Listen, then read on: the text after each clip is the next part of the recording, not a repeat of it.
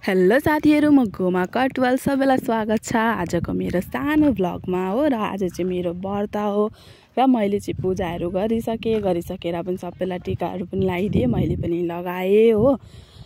र आज चाहिँ हिजो टिपेको लेबु निचार्नु थियो हैन, अनि त्यही लेबु चाहिँ निचारेको। यता चाहिँ हाम्रो पतञ्जली निचार्ने छ मिसिन हो। यो चाहिँ बाबाले बनाउनु भएको, अरे कहिलेदेखिको बनाउनु भएको, अहिलेसम्म चलि नै रहेछ। अनि कान्छाले चाहिँ यता निचार्नु हुँदै थियो नि त, गोल लेबुको साथसाथ त्यो लामो लेबु पनि निचारेको। त्यसै अब फलिरहेछ हैन, पाकेर झरेर कहाँ पुग्छ। अनि त्यही भएर चाहिँ अनि यता चाहिँ गोल लेबु छ हो, धुएर चाहिँ अब यसलाई काट्नुपर्छ, बल्ब छ नि त।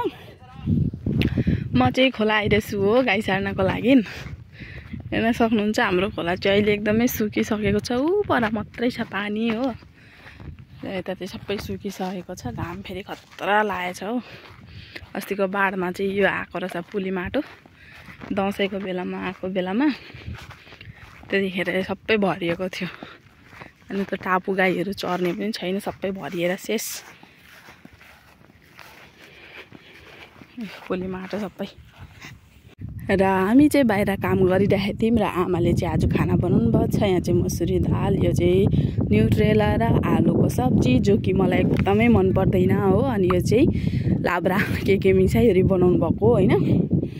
र म पनि बसेँ होइन, कान्छाहरू चाहिँ खाना खानु जानुभयो, मैले चाहिँ रोटी बनाएर खाइसकेँ। अनि म चाहिँ यहाँनिर यो मुख बानेन भने चाहिँ नि त्यो लेबुको राख पसेर नि सर्दी पुरा लाग्छ नि त, त्यही भएर मैले बानेको।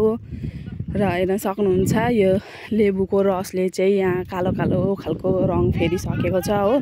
एक कराई थियो, त्यसमा थपे गरेर चाहिँ यति भएको छ अहिले होइन। पाक्दै गएपछि यो चाहिँ कमसेकम भरे बेलुकासम्म मात्रै बनिन्छ।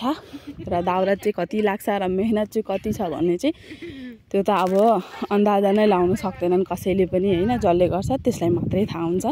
र यो चाहिँ अलिकति मात्रै भएको छ।